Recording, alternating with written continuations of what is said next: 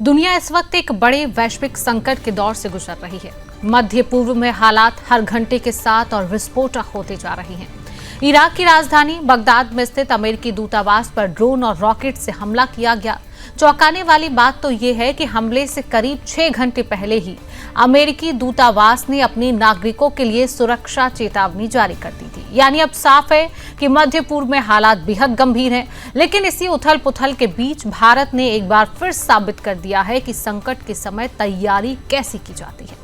जब दुनिया के कई देशों को तेल और गैस की सप्लाई को लेकर चिंता सता रही है, तभी भारत के बड़े ऊर्जा टैंकर लगातार सुरक्षित अपने बंदरगाहों तक पहुंच रहे हैं। नंदा देवी जहाज करीब 46,000 मीट्रिक टन एलपीजी लेकर गुजरात के कांडला पोर्ट पहुंचने वाला है। वहीं जगलाडकी जहाज करीब 81,000 टन कच्चा तेल लेकर मुद्रा पोर्ट की ओर बढ़ रहा है। और इससे पहले ही भारतीय जहाज शिवालिक मुद्रा पोर्ट पर एलपीजी लेकर सुरक्षित पहुंच भी चुका है। जी हां, इस जहाज पर करीब 46,000 मीट्रिक टन एलपीजी है, जो लगभग 32.4 लाख घरेलू गैस सिलेंडरों के बराबर है। अब आप ध्यान दीजिए कि ये सभी जहाज दुनिया के सबसे संवेदनशील समुद्री रास्तों में से एक हॉर्मुज़ स्ट्रेट से होकर भारत पहुंचे हैं।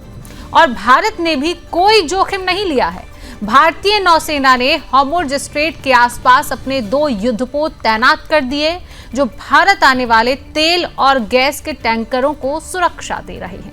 यानी पूरी तरह से साफ स्थिति है कि दुनिया में संकट है, लेकिन भारत तैयार है।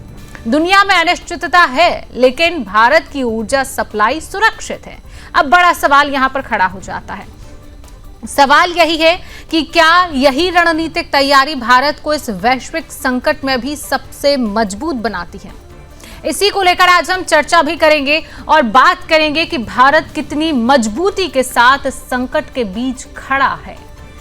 लेकिन उससे पहले ग्राफिक्स के जरिए हम आपको तमाम जानकारी देंगे कि आखिरकार क्या स्थिति है, किस तरीके से जो भारत पे जहाज आ रही हैं उनसे क्या कुछ फायदा होगा। टीवी स्क्रीन पर ग्राफिक्स फ्लैक्स होंगे, तमाम जानकारी आप समझिए। देखिए, खाड़ी में अब भी भारत के झंडे जो हैं लगे हैं। लगभग 21 जहाज अभी रुके हुए हैं वहां पर, है ना। ये अब भी हॉर्मुज़ ऑफ स्ट्रेट से बाहर नहीं निकल पाए हैं।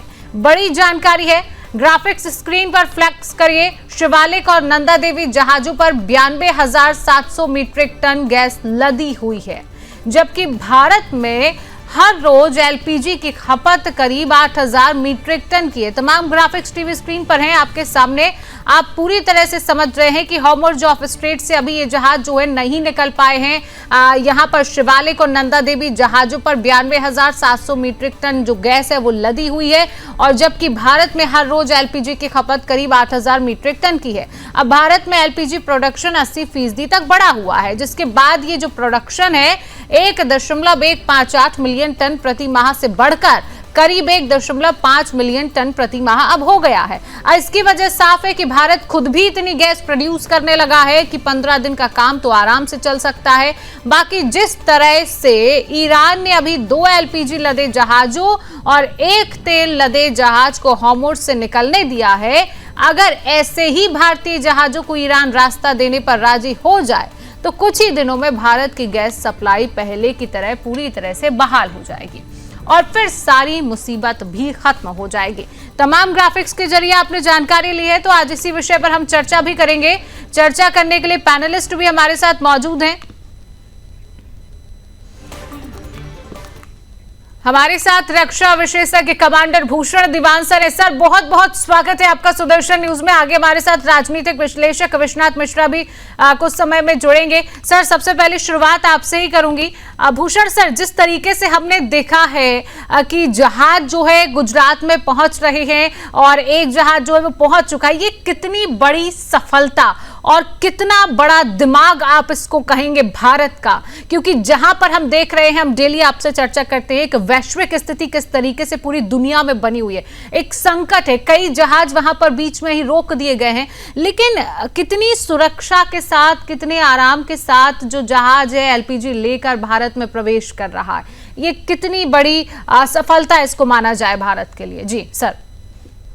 धन्यवाद शिवांगी जी। बेशक ये बहुत बड़ी सफलता है भारत के लिए, पर आप ये भी देखें भारत की भारत की साख की दुनिया में ईरान के साथ भी और भारत की सामरिक शक्ति के हिसाब से भी, साथ में ये भी देखा जाए कि ईरान जो है, ईरान ने साफ कहा है वो खाली अमेरिका, इजराइल और उनके दोस्तों को, अलाइज को, जो उनके साथ संधि करके बैठे हैं, उनको तकलीफ देने में आमादा है। जहां तक भारत के सवाल है, भारत उनका, ईरान का दोस्त है, कोई भी दुनिया में सबसे लड़ाई नहीं मोल लेना चाहता है।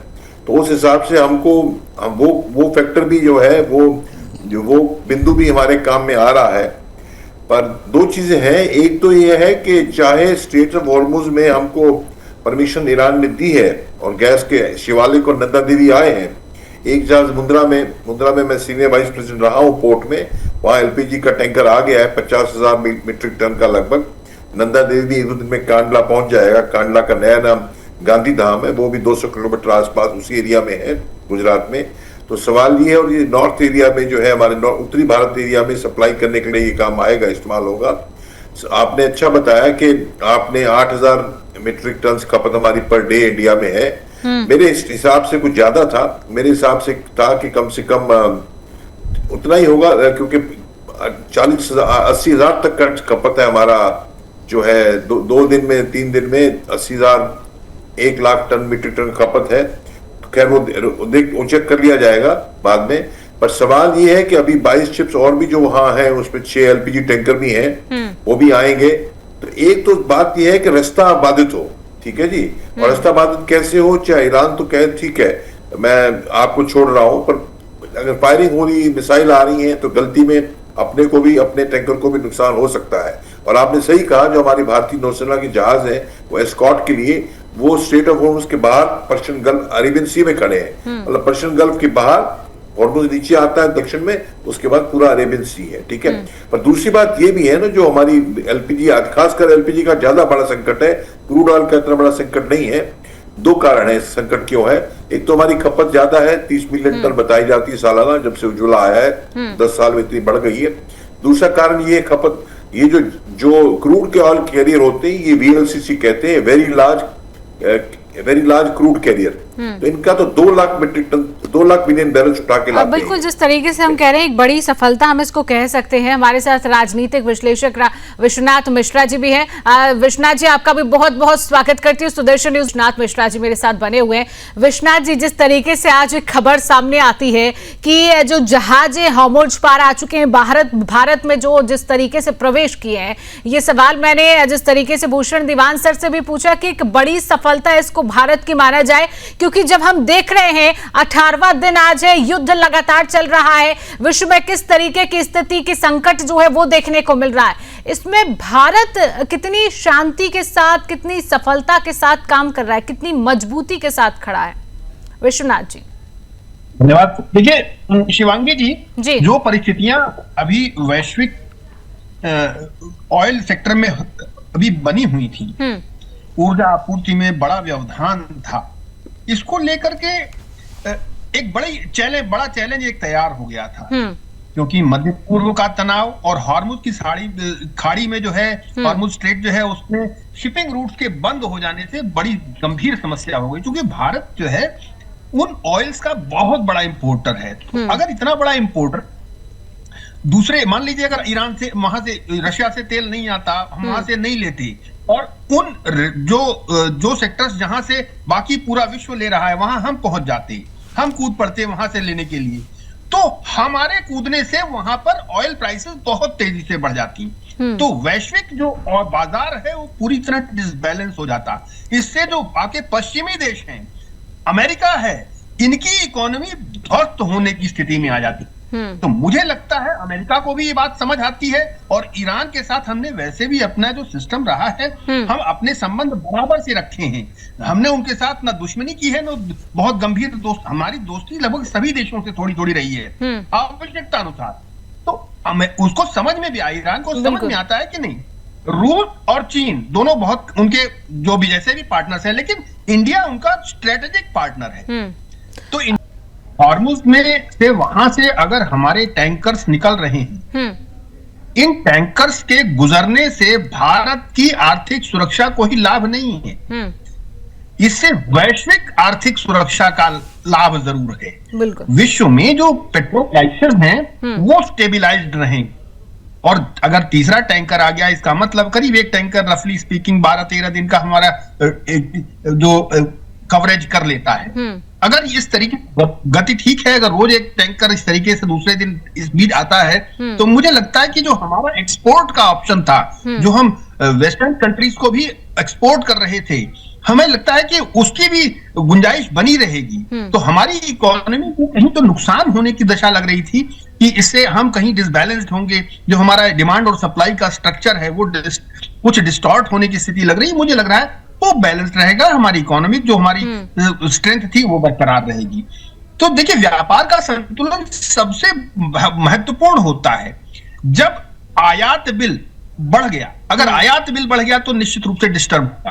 तो वर्ल्ड इकोनॉमी को बैलेंस करने के लिए हम देखिए, अमेरिका ने अच्छा अकारण परमिशन नहीं दिया, यूं अकारण खुद नहीं कहा। भारत ने तो कहा नहीं कि हमको गाने दो, भारत ने कुछ नहीं कहा, अमेरिका ने खुद ही आगे बढ़ के कहा नहीं साहब आप 1 महीने कर लीजिए, रूस कर ले। उनको रूस के साथ कोई यारी दोस्ती नहीं है, भारत के साथ कोई ऐसी हमदर्दी नहीं है, लेकिन इकोनॉमी जो है, वर्ल्ड इकोनॉमी, जो वर्ल्ड पेट्रोल प्राइसेस हैं वो डिस्टर्ब न हो, ये उनकी चिंता जरूर है। उन्हें अन्यथा उनको अपने यहां जवाब देना मुश्किल हो जाएगा। इसलिए उन्होंने इस चीज को कहा है कि जो व्यापार घाटा है वो इतना बड़ा ना हो जाए कि उनको अपने लोगों को जवाब देना मुश्किल हो जाए। देखिए, चेन सप्लाई जो ऊर्जा सप्लाई चेन है वो डिस्टर्ब होने से बहुत डिस्टरबेंस है। वर्ल्ड वाइड जितने भी देश हैं सब डिस्टर्ब हैं। मुझे लगता है कि भारत चंद देशों में है, ऑयल प्रोड्यूसिंग कंट्रीज को छोड़ दीजिए, तो भारत उन चंद देशों में है जो अभी भी अप्रभावित है। अभी भी हमारे ऊपर नहीं पड़ा है बहुत। हमारी जो ऊर्जा सुरक्षा है वो बहुत व्यवस्थित रही है, ये सामान्य चीज नहीं है। लेकिन ये अगर इस तरीके से टैंकर्स आ जाते हैं तो हमको लगता है एक, हालांकि अभी तो अस्थायी समाधान नजर आ रहा है, लेकिन हमें लगता है, मुझे लगता है कम से कम इससे चीजें स्टेबिलाइज्ड होंगी। और रूस से अगर तेल हमारा आयात होता है, हमें जो पुराना स्ट्रक्चर था अगर हम रीइंस्टेट किए रहते हैं, मुझे लगता है कि वैश्विक संकट के इस दौर में भारत का दबदबा रहेगा, भारत की परिस्थिति मजबूत रहेगी, और हमारी जो इकोनॉमी को कहीं से कोई खतरा की स्थिति या नीचे जाने की, कहीं कोई नुकसान होने की स्थिति अभी मुझे बनती नजर नहीं आ रही। चलिए ठीक है, भूषण दीवान सर से भूषण दीवान सर से इसी का सवाल लेंगे। भूषण दीवान सर, जिस तरीके से विश्वनाथ जी कह रहे हैं कि भारत का दबदबा है, अब ये भारत का दबदबा, जिस तरीके से भारत की शक्ति, भारत का पावर पूरी दुनिया ने देखा है, किस तरीके से आप इसको जो है डिस्क्राइब करेंगे, किस तरीके से बताएंगे, जिस तरीके से इस संकट में भी भारत किस तरीके से शांति और आदित्य के साथ खड़ा हुआ है? जी धन्यवाद शिवांगी। आदरणीय विश्वनाथ जी की बात में थोड़ा सा मैं ऐड करना चाहूंगा। जी, हमारा जो एलपीजी का खपत है उसके हिसाब से हमें हफ्ते में 6 से 7 ऐसे एलपीजी टैंकर चाहिए। हमारी एक टैंकर में कुछ 50 मिलियन टन आता है, और हमें चाहिए कम से 6-7 टैंकर पर हफ्ते के लिए चाहिए। और दूसरी बात क्या मैं जो कह रहा था पिछले बाइट में पूरा नहीं कह पाया मैं जी, कि एक तो हॉर्मुज से गुजरने का परमिशन, ग्रीन सिग्नल, हरी झंडी मिली। दूसरी बात है जो हमको एलपीजी आ रहा है वो जो सोर्स है, जहां यूएई से लेते हैं, हम कतार से लेते हैं और सऊदी से लेते हैं, तो ये जो अगर वो बाधित हो गए ईरान की बॉम्बिंग से तो दूसरी तकलीफ हमारे लिए है। और ये जो बात अभी हो रही है एलपीजी में, हमारा एक प्रॉब्लम है, हमारा 60% इंपोर्ट होता है। तो और देखिए जो डोमेस्टिक स्टॉक जो हमारे 2 हफ्ते के हैं, और आप देखिए कि हमारा जो जहां तक सवाल आती है ये क्रूड की, उसमें अपने को 2 महीने का स्टॉक है हमारे पास। और तीसरी बात एलपीजी मेन जो हमारा फोकस है, और अगर हम क्रूड भी लेते हैं, हमें टैंकर्स अलाउड होते हैं, आते हैं, तो उसके बावजूद भी बड़ा अच्छा विश्वनाथ जी ने कहा, भारत की नीड एक चीज और है, एक है बराबर है, पर ग्लोबल सप्लाई और ग्लोबल डिमांड है ना, पूरे ग्लोब में कितनी डिमांड है, ग्लोब में कितनी सप्लाई है। अगर उसका गैप बढ़ता है तो प्राइसेस बढ़ते हैं, तो प्राइसेस बढ़ते हैं तो रूस भी बेचेगा तो महंगे बेचेगा, हम भी जो भी खरीदेगा महंगा खरीदेगा, तो नुकसान सबको होने वाला है। इसलिए अमेरिका भी चाहता है खुल जाए ये हॉर्मुज से और संकट टल जाए, ईरान नहीं चाहता है। और एक बात और है जो मैं आपको बता रहा हूं, जो अगर हम रिफाइन करके, जैसे रिफाइन करके हम रशिया का ऑयल हैवी ऑयल है, जैसे वेनेजुएला वाला है, अगर वो ऑयल हम रिफाइन करके एक्सपोर्ट करते थे पहले यूरोप को, वो भी करने की स्थिति में मुश्किल हो जाएगी। मालूम क्यों? क्योंकि रेड सी से, बाबल मंडप से, जो रेड सी का जो पोर्शन आगे स्विच कनाल जाके वहां से एक्सपोर्ट जाएगा यूरोप को, तो वो भी बाधित हो रखा है, पुतिन ने बाधित किया हुआ है। तो ये प्रॉब्लम थोड़ा लंबा है। और जो टर्मिनल्स है एलपीजी वाले, वो रस तनूरा टर्मिनल है, फुजैरा है, रस रफ्तान है, ये डैमेज हो चुके हैं, डिसरप्ट हो चुके हैं। तो हमारा 1 लाख टन 2 शिप में आना, 90,000 1 लाख टन गैस का आना ठीक है, सपोर्ट करता है, पर हमको चैलेंज आने वाला है फिर भी उसके बावजूद। और ओवरऑल अगर आप देखें तो हमारा जीडीपी ग्रोथ जो है वो भी अगर लंबा खींचता है, जो लंबा खींचने का असर काफी ज्यादा है। मैंने आपकी चैनल पे पहले भी कहा है, देखिए रूस को जो है सबसे फायदा होने वाला है अगर क्रूड प्राइस बढ़ते हैं। क्यों? रूस दुनिया का टॉप प्रोड्यूसर है। अगर $10 पर बैरल बढ़ता है तो उनको $25 बिलियन फायदा हो जाता है रूस को। सऊदी को कम होगा, सऊदी का प्रोडक्शन कैपेसिटी हिट हो चुका है। और अगर दूसरी बात, चीन तो चाहेगा कि अमेरिका यहीं फंसा रहे, गल्फ में लंबा चलता रहे, और ताकि हम ताइवान पे छलांग चपट्टा मार दें। तो इस सब के चलते लंबा काम होने वाला है। और मरीन्स आने वाली है अमेरिका की, यूएसएस ट्रिपोली आ रहा है, लैंडिंग क्राफ्ट आ रहा है। जब वो आएगा तो धीरे धीरे ट्रंप साहब ईरान में धंसने वाले उस कगार पे आ चुके हैं, और करना इसलिए भी चाह रहे हैं, उनका पोजीशन काफी है उनके। बाय द वे, हालांकि अमेरिका भी क्रूड प्रोड्यूस करता है, पर 2 से 3% गल्फ से लेता है। अच्छा, ओवरऑल रेट बढ़ गया दुनिया में, तो वहां त्राईमाम मचा हुआ अमेरिका में, उसका 20% 25% प्राइस ऑयल का बढ़ गया है। तो ऑयल बढ़ने से इन्फ्लेशन बढ़ेगा, महंगाई बढ़ेगी।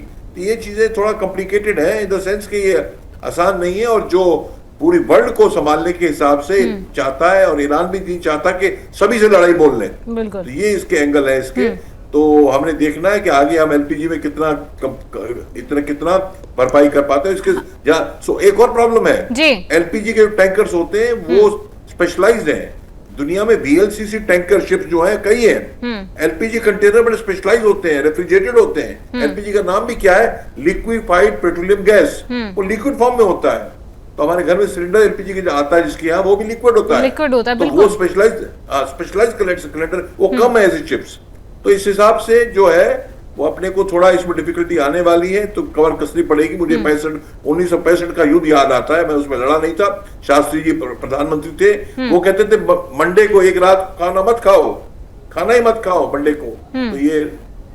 तो उससे क्या है, तो ये हमें इस टाइम की कुछ ना कुछ किल्लत, इसमें पैनिक करने की जरूरत नहीं है, पर हमको एक चैनल पे साफ बोलना है ताकि लोग तैयार भी रहे और उसको बिल्कुल। और स्थिति साफ नजर भी आ रही है, आप भी जिस तरीके से कह रहे हैं। देखिए क्या होता है, जिस तरीके से अभी स्थिति बनी हुई है, जो लोग देख रहे हैं उनको कहीं ना कहीं, जिस तरीके से आपने कहा कि पैनिक होने की जरूरत नहीं, बहुत लोग हैं जो पैनिक है। अभी हमने जिस तरीके की तस्वीरें भारत देश में भी देखी है कि एलपीजी को लेकर किस तरीके की किल्लत है, लेकिन अब स्थिति थोड़ी बहुत साफ होती हुई, स्पष्ट होती हुई नजर आ रही है। फिलहाल समय का अभाव है, आप दोनों हमारे साथ जुड़े, आप दोनों पैनलिस्ट ने हमें समय दिया। आप सभी का जुड़ने के लिए, समय देने के लिए बहुत बहुत धन्यवाद। और फिलहाल के लिए इस खास चर्चा में इतना ही। आगे देश और दुनिया की तमाम खबरों को जानने के लिए आप देखते रहिए सुदर्शन न्यूज।